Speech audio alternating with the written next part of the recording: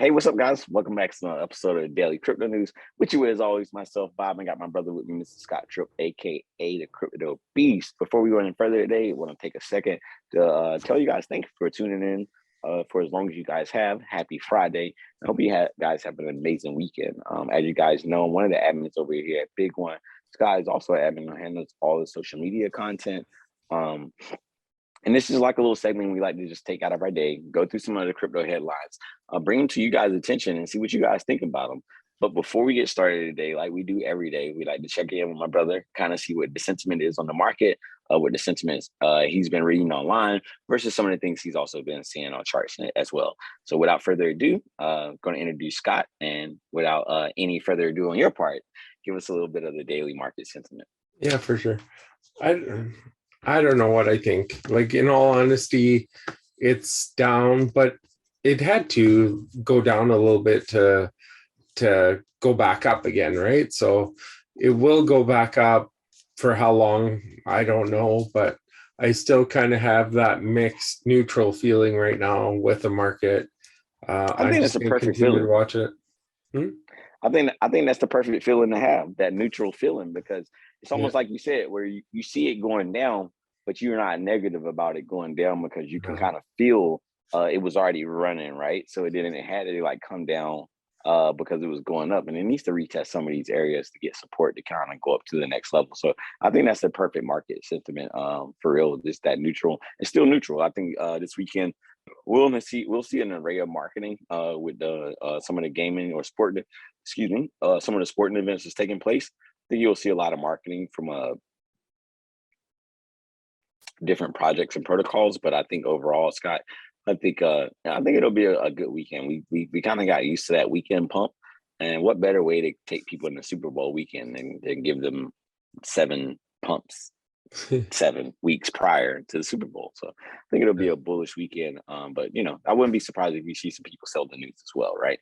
But without further ado, we're going to jump right into the crypto headlines today. My first article is actually pertaining to sports as well. It's coming from Bitcoin.com. The headline reads, MLB Team Washington National partners with Terra blockchain community. Ballpark plans to accept UST. So Major League Baseball team, the Washington Nationals, has partnered with the blockchain DAO Terra. According to the announcement published by the team on Wednesday, the deal with Terra follows a slew of sports-related deals with crypto firms, but MLB would be the first partner with an open-source blockchain in the project. So in addition to the partnership, the algorithm stablecoin UST that's issued on the Terra blockchain will be accepted as a payment method for the National Park as early as next season. So the Nationals continue to push the envelope. The managing principal owner of the Washington Nationals, Mark Leaner, said in a statement, "We're excited to partner with Terra to name our most exclusive club and exploring bringing powerful new experiences to national parks, including the use of UST currency to make purchases." So I think this is really good. When you think about Terra, Scott, I think they've proven themselves as a currency, not only as a stable currency, in my opinion. I think right now Terra is at the either number 10 or number 11, between 11 and 12 total market cap. When it comes to size of total market cap, I think Terra is also proven itself to almost kind of be stable in a sense, even when it's super volatile. We've seen it when the market first started to take a dip. Terra was one of the last things that did take a dip. It was still kind of running on its own. And I think it says in the last year, Terra has been up 794% when you compare it to the dollar. So they've almost made an 8x in the last year compared to the dollar. So I think that's something else that these people are paying attention to, especially these team owners and these managing principal owners are paying attention to. It's like, hey, look, if I can do my same job that I've been doing and just convert it all to Terra, and then it 7x's in a year, I'm pretty damn smart at what I'm doing, right? Like, they don't do anything different, but the money's going to be different because the way they claim it at the end of the day, they can sell it back to Terra, make a 7x, and then go back to the US dollar. And they're going to get way more of the US dollar, which at the end of the day is more, it's what these type of businesses thrive off of. So I think this was exciting news for Terra. as well as nationals. I think when it comes to some of the basketball, some of the sporting teams here in DC, we've seen FTX deals, we've seen now Luna deals. I think when you think about that, Scott, this is, people think DC, they take DC for granted. DC's not a state. A lot of people love to represent their state. Like I'm from North Carolina, and I have friends from Jersey, I have friends from New York. Well, DC is its own city, and the city is kind of known for being the back of political decisions. So to see the team of this magnitude take on cryptocurrency, I'd be hard pressed to think that there was going to be something to diminish what these teams are doing. These teams are not in our city because they're not in touch with the city or with politicians. So I think this is good news and bullish news all the way around, and I would love to see this deal go through. Yeah, no doubt. That sounds pretty bullish. Yeah, I'm gonna sell you some Terra today, bro. Yeah. So I think I'm gonna talk about something exciting for the weekend. So Drake places 1.3 million worth of Bitcoin, goes all in for Rams versus Bengals in the Super Bowl. So Canadian hip hop artist Drake bets a huge amount of money for the upcoming Super Bowl. According to the latest report, he bet through Bitcoin, which is worth 1.3 million on Thursday, February 10th. Canadian hip hop artist Drake bet a huge amount of money. Yeah. They seem to repeat themselves a few times in this article, which is kind of funny for being like a news website that it should have a really good article. So here's my problem. Here's my problem with Bitcoin. Why do they know that Drake's making bets with Bitcoin? Is it that centralized now that you can't even hide your transactions, or how does this work? Did he make a Instagram post about it or what? But I think it also goes to show the power of blockchain when it comes to sports betting and things of that nature. Think about how hard it is, Scott, when you're a person of stature, right? And you want to make a bet with someone, but you don't want to have to be physically liable for actually obtaining your winnings. And the blockchain and smart contracts make this possible, where if you make a bet, nobody has to go and clear the transaction. The money's sitting there in the cloud already, and whatever outcome of the smart contract decides, the other person gets paid. So I think this is super good news, for Drake as well as Bitcoin. I think from reading from it, he made it pretty clear on Instagram what he was doing. Oh, okay. Yeah. I mean, he's one of those guys for sure. But I told you earlier, this is like a pocket lit money for Drake, just to be honest. Guys, yeah, it's just a tiny thing. Yeah, I don't know if you follow him, Scott, or anything that he does, but he has a pretty massive compound in Canada. Like he has a real castle. Yeah, and he has his own clothing line and stuff, which is kind of cool. Seeing it, their stores are so discreet. Like it's so hard to even tell what they are because they don't do any kind of real advertising on the outside of them. I'm a big OVO fan. I have a couple pieces in my closet that I got especially from the Toronto store when they opened up in Eaton Center. So yeah, I'm a big fan of the products. So I'm definitely bullish about Drake and what he's doing. I think he'll probably get involved with a little bit more cryptocurrency as as time moves on. But I don't think this is a big move for him when you talk about $1.3 million. It's not. I mean, these guys, him and Lil Wayne and the people that he came up around with the Cash Money millionaires, like they do this for a living. Like these kind of bets are pretty much like just sports Sunday bets. So it's good to see they use the Bitcoin, and hey, power to the blockchain, man. Let's go ahead and get these transactions. Let's get this mass adoption. Mm-hmm. All right, let's jump into my second article of the day. Headline is coming from thestreet.com, and the headline reads: Uber may accept Bitcoin crypto very soon. So Uber CEO Dara, Dara is going to be her name, said that or it might be a guy, I'm sorry, said that the ride sharing giant will consider accepting crypto payments as a payment, but the brakes on Bitcoin, on buying Bitcoin with corporate cash. Not sure how that was supposed to read. We're going to look at cryptocurrency and Bitcoin in terms of currency to transact that good, that is good for business, that is good for our rise and for our eaters. So referring to Uber Eats. So that will certainly look at if there is a benefit there or if it needs it will be there. We're just not going to do it as a part of promotion. So they're going to try to keep cash safe in a sense, but I think that they're going to try to open up the idea to accepting cryptocurrencies with Uber and Uber Eats. And I think what they're saying is that, as long as the people want to use it, then we'll make it an option, right? But we're not going to do it as a promotion stunt to kind of bring people on, right? Like, we're not doing this to be like, hey, get bullish about crypto. It's like, hey, if you own crypto and you wanna spend it, we're going to be here to accept it as well. So I think this was a good move by Uber and Uber Eats. And as you know, Uber's been partnering and growing their technological brand in a sense for the last, I'd say, 5 to 7 years, Scott. And even something as simple as adding Eats to Uber, it didn't seem like a big thing, right? But it is, right? Like, a lot of people use Uber Eats now, and they in our city especially, they have scooters. It's like a little electric scooter, and you can use your Uber app to actually get on that scooter. I remember before Uber actually put those scooters in the city, it was ran through a company called Bird, and we weren't allowed.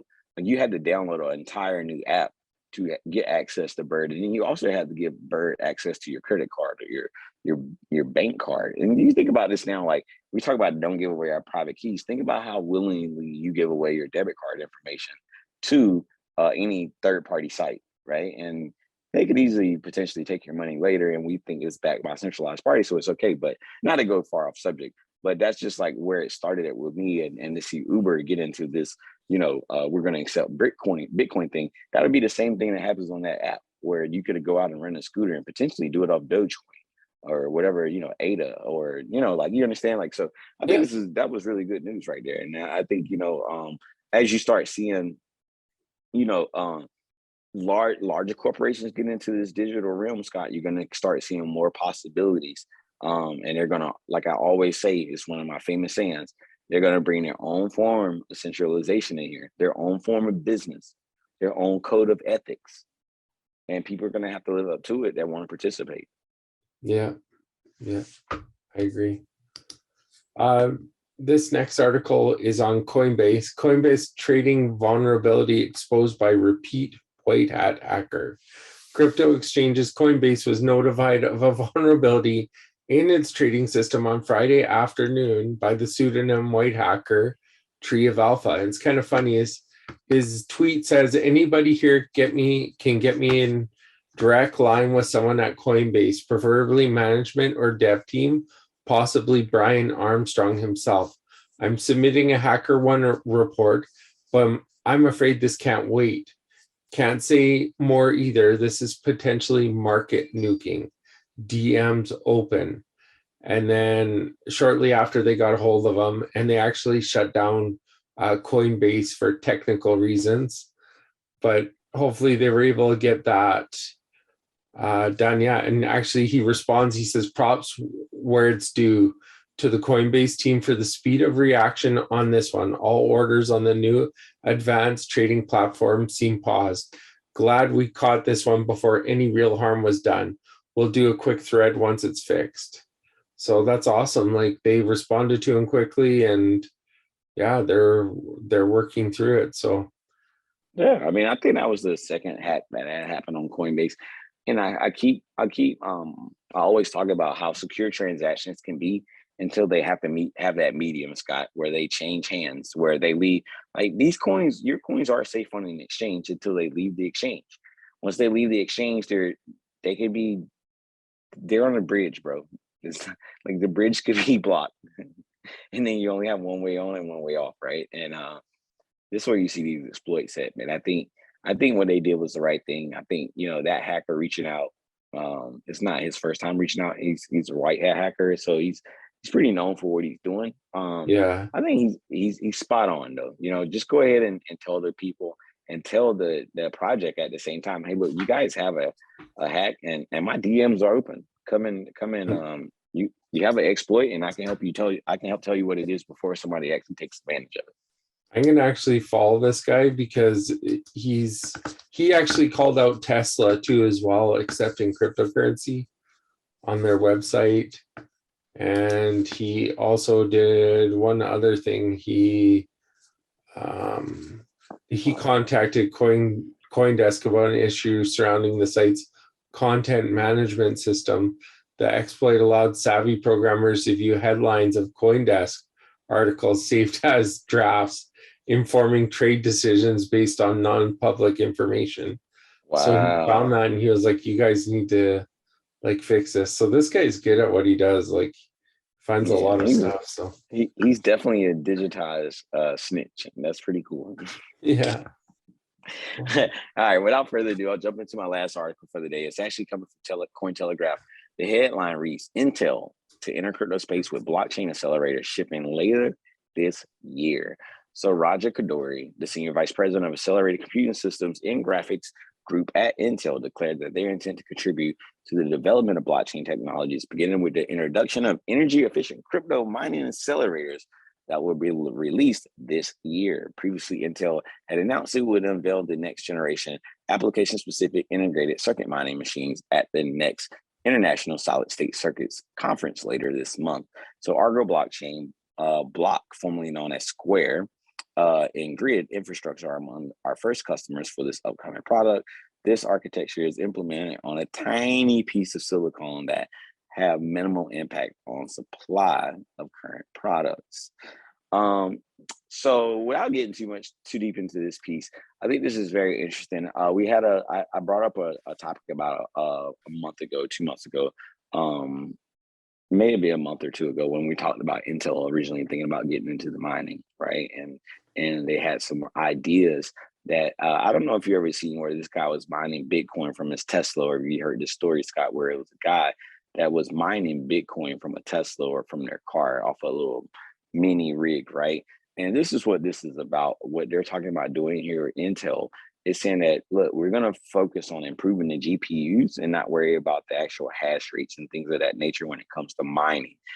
So they're gonna really look to start pushing these mining rigs that are going to be a lot more energy efficient than a lot more of the things that we've seen recently, Scott. And I think that's going to be something really good for what they're trying to put out as far as these mining rigs go. Interesting. And you know, Intel definitely knows their computer stuff. Oh yeah, like once you have a big computer manufacturer behind that, it's going to do amazing things, man. You know, they're responsible for a lot of the graphics cards, for a lot of gaming protocols as well. It's a lot of things. Yeah. So my last article is one that we kind of talked about yesterday.